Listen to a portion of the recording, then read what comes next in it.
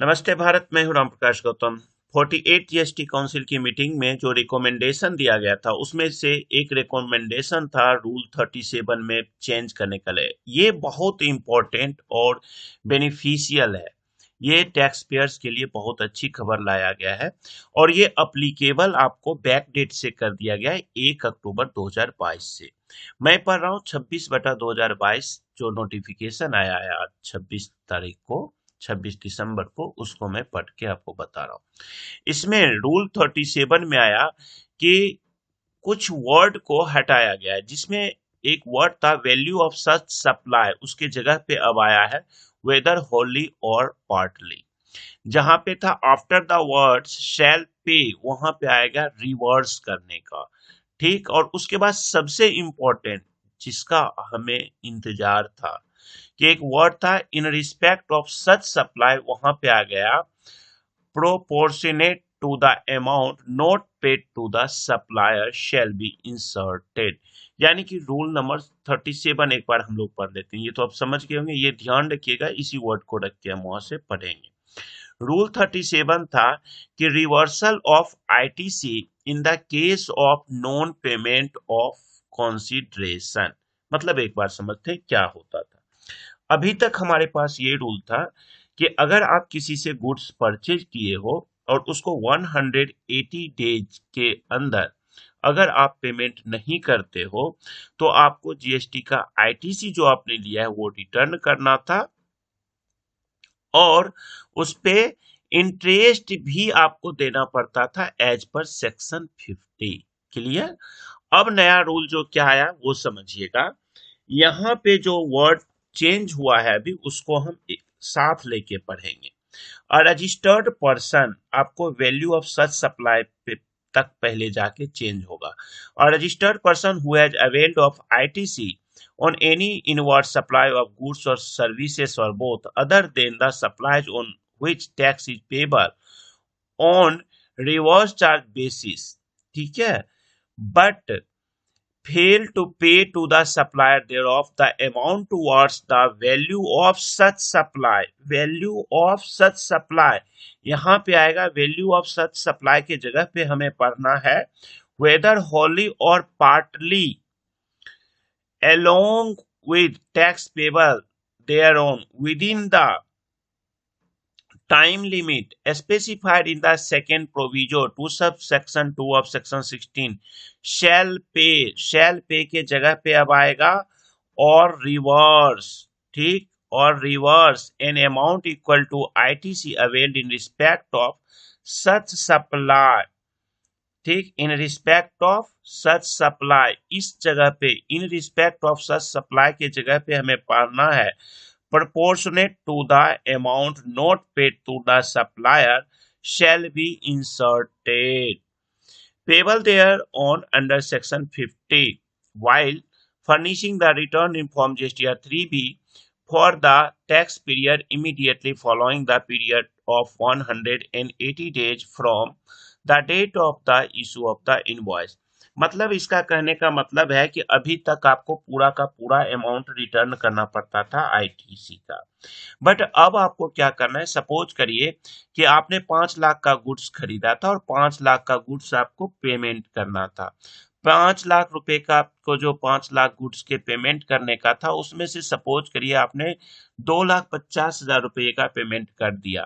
तो अभी तक क्या था, जो 5 लाख रुपए पे जो टोटल मान लेते हैं कि 90,000 का उस पे आईटीसी आपने लिया था वो रिटर्न करना होता था विद इंटरेस्ट, अगर आपने आईटीसी ले लिया और पेमेंट नहीं किया है तो। लेकिन अब क्या होगा कि अब नियम कहा है कि कोई बात नहीं, आपने 2,50,000 अगर पे कर दिया तो अब आपको आईटीसी जो प्रपोर्शनेट बेसिस पे ही रिटर्न भी करना है। ये नहीं है कि टोटल टोटल जितना ड्यूज है उतना पे ही जो जीएसटी बनेगा वो आपको रिफंड करना है, गवर्नमेंट को आईटीसी रिटर्न करना है, अदरवाइज नहीं करना है। अब ये 37 रूल के बाद नोटिफिकेशन में एक रूल नंबर 37A भी इंक्लूड किया गया है। इसी रूल के बाद in the said rules after rule 37 the following rule shell be inserted. अब ये रूल क्या आया, ये इंपॉर्टेंट रूल है, ये भी अभी तक था लेकिन क्लियर नहीं था, तो इस पे भी एक नया रूल जोड़ के आपको कह दिया गया है। क्या कहा है समझ लेते हैं। Reversal of ITC in the case of non-payment of tax by the supplier and re-availment thereof। Reversal तो कर ही दोगे, जैसे कि 37 में किया, प्रोपोर्शनेट बेसिस पे भी अब कर दिया, वो भी बहुत अच्छी बात। लेकिन अब कहा इसको री अवेल भी कर सकते हो, मतलब दोबारा ले भी सकते हो आईटीसी। कैसे लोगे समझ लीजिए। Where ITC credit has been availed by a registered person in the return in Form GSTR 3B for a tax period in respect of such invoice or debit note. The details of such have which have been furnished by the supplier in the statement of outward supplies in Form GSTR 1 or using the invoice furnishing facility, but the return in Form GSTR 3B for the tax period corresponding to the said statement of outward supplies has not been furnished by such supplier till the 30th date of September following the end of financial year in which the ITC in respect of such invoice or debit note has been availed। कहता है कि अभी देखिए क्या procedure होता है। जब कोई पर्सन से आप गुड्स परचेज करते हो तो वो क्या करता है, अपना जीएसटीआर 1 फाइल करता है। जब वो अपना जीएसटीआर 1 फाइल करता है तो उसका टैक्स का अमाउंट आपके 2B में रिफ्लेक्ट कर जाता है। फिर जब आप 3B फाइल करते हो तो आप आईटीसी उसका क्लेम कर लेते हो।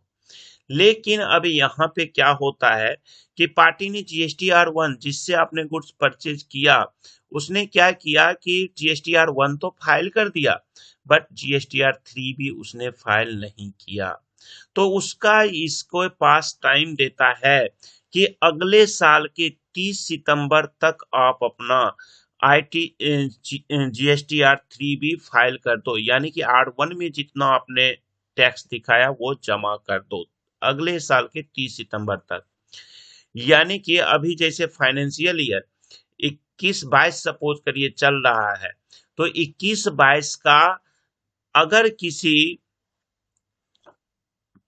सेलर ने जीएसटीआर 1 तो दिखाया, 3B नहीं दिखाया था, तो 21-22 का सितंबर 2022 तक में, फाइनेंशियल ईयर 21-22 का सितंबर 2022 तक में वो अपना 3B में अपलोड कर सकता था। ठीक, उसके बाद the said amount of ITC shall be reversed by the said registered person while furnishing a return in Form GSTR 3B or on before the 30th day of November following the end of such financial year।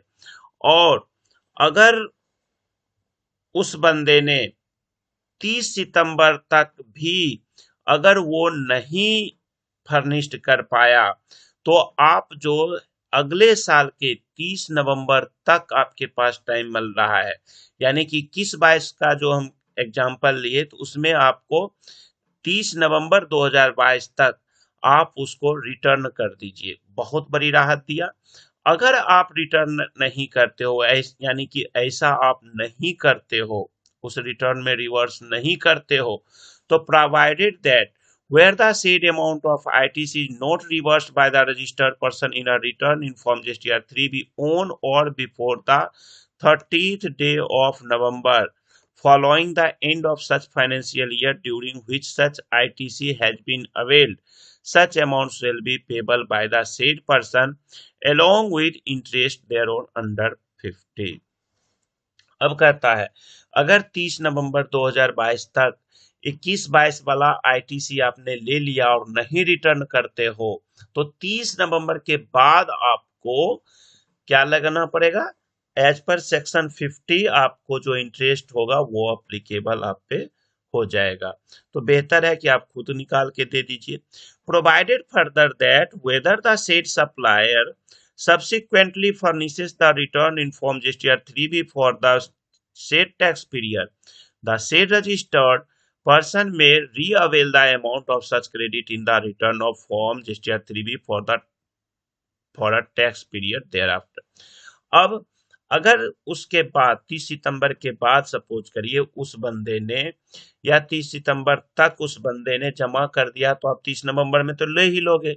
लेकिन अगर बाद में भी वो बंदा जमा करता है, अपलोड कर देता है आपका सेलर, तो बायर उसके बाद के भी पीरियड में अपना आईटीसी रीअवेल कर सकता है। नवंबर तक अगर मान लीजिए नहीं किया उसने 30 सितंबर तक, तो आप क्या करिए, उसको लौटा दीजिए। और लौटाने के बाद अगर फिर उसने कर दिया जमा आपका 3B में, तो आप फिर से आईटीसी रिवर्सल ले लीजिए, फिर से आप आईटीसी क्लेम कर लीजिए। तो ये बहुत अच्छी राहत दिया है जीएसटी डिपार्टमेंट ने, यहाँ पे बेनिफिट है। और मुझे लगता है कि इसका बहुत अच्छा बेनिफिट, क्योंकि आपके पास तो अच्छा मतलब टाइम मिल गया। अगर सपोज करिए अप्रैल 2021 में आपने कोई आईटीसी लिया और वो 30 सितंबर तक 30 सितंबर 2022 तक भी अगर सेलर ने 3B नहीं जमा किया, तो लगभग 1 साल 5-6 महीने आपने उसका बेनिफिट तो ऐसे ही ले लिया। फिर रिटर्न कर दीजिए, प्रेशर बनाइए सेलर पे कि भैया जमा करो, और जमा कर देता है तो फिर से आईटीसी ले लीजिए उसको दोबारा। ठीक है, तो ये बहुत अच्छा नोटिफिकेशन है, बहुत अच्छा चेंज आया है। तो इस वीडियो को हम खत्म करते हैं, फिर हम नेक्स्ट पार्ट में अगला पॉइंट बात करेंगे, क्योंकि बहुत इंपॉर्टेंट वीडियो है, इसलिए मैं इसको सेपरेट बना रहा हूँ, ताकि हम लोगों को यूज आ पाएगा कि प्रॉपर कभी जरूरत पड़ी तो हम इसे सर्च कर सकते हैं। चलिए इस वीडियो को खत्म करते हैं। Thank you, bye bye.